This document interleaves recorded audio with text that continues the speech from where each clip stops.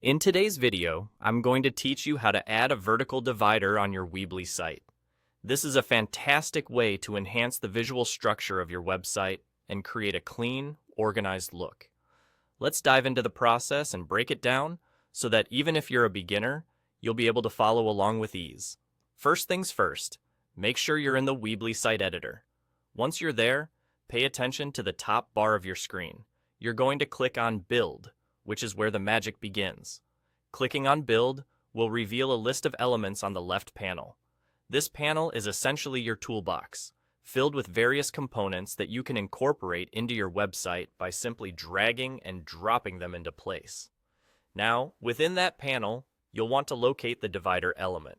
It may initially seem like just a simple line, but this little tool can be very effective in creating delineation between different sections of your site.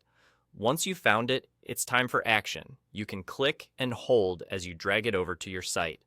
Position it wherever you need it to divide content and let go. Just like that, it's in place.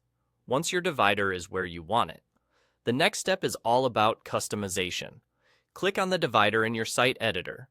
You'll notice that doing so opens up the configuration options. These options give you the flexibility to modify how your divider looks and behaves on the page. One of the main adjustments you can make is to the spacing. You have the ability to add or reduce the spacing for both the top and bottom margins of the divider. This means you can decide how much space you want around the divider, allowing for a more tailored and aesthetically pleasing appearance. Another feature you can adjust is the width percentage.